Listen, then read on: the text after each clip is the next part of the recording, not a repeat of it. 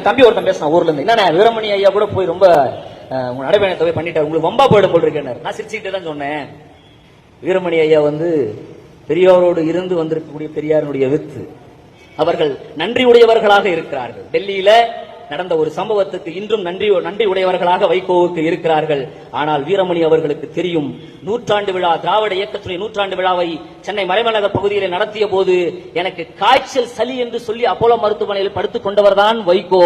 இப்போது ஏன் நடக்கிறாருங்கிறது வீரமணிக்கு தெரியும், ஐயா வீரமணிக்கு நல்லாவே தெரியும். அதனால நீ கவலைப்பட வேண்டியதில்லை.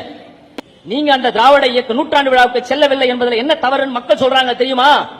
நாங்கள் இந்த திராவிட கொள்கைகளுக்கு வெற்றி மாலை சூடுகிற கூட்டம், பெரியாரின் பேரன் பேசுகிற நீங்க, அந்த பெரியார் இறக்கும் தருவாயில் எங்க கூட்டம் போட்டு பேசினார் தெரியுமா?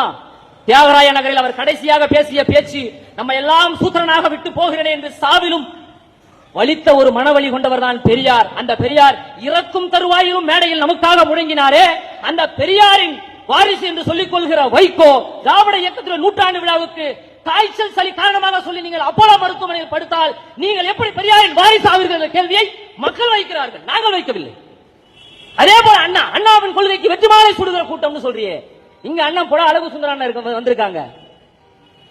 அண்ணன் எத்தனையோ நிகழ்வுகளை தொகுத்து வழங்கி இருக்கிறார்கள். அந்த அண்ணாவினுடைய பிறந்த விழா மாநாட்டை அவர் சொல்லி இருக்கிறார், என் படம் இந்த மேடையின் பின்னால் இருக்கக்கூடாது என்று பலமுறை சொல்லி இருக்கிறேன், என் தோழர்கள் தொடர்ந்து என் படத்தை வைக்கிறார்கள் என்று அவரே வைகோ சொல்லியிருக்கார். ஆனா ஒரு மாநாட்டு மேடையில் அவர் படம் இல்லாம இருக்காது, மாநாட்டு சொல்லுவார். ஆனால் இந்த ஆண்டு நடந்த அந்த மாநாட்டு நிகழ்வில் நடந்த கோரம், அவர் படம் மட்டுமல்ல, அவர் மகனுடைய படமும் பின்னால் இருந்தது. அதே மேடையில் அண்ணாவின் கொள்கைக்கு வெற்றி மாலை சூடுகிற கூட்டம் என்று சொன்ன அதே வைகோ பைத்தியக்காரா என்று தன் மகனை பேசவிட்டு அதில் ஆசோப்பட்டு சிரித்துக் கொண்டு மகிழ்கிறார் என்றால் நீங்கள் எப்படி அண்ணாவினுடைய கொள்கை வாரிசாவீர்கள் என்கிற கேள்வியும் மக்கள் வைக்கிறார்கள். ஆகவே இவைதான் கொள்கை முரணில் உள்ள மகன் திமுக நிலைப்பாடு. மதிமுக எந்த கட்சியில் இருப்பதில், எந்த கட்சியோட கூட்டணி இருப்பதிலும், எங்கு கூட்டணியில் இருந்தாலும் திராவிட வெற்றி கழகத்திற்கு எந்த பிரச்சனையும் அல்ல, எந்த சலசலப்பும் அல்ல.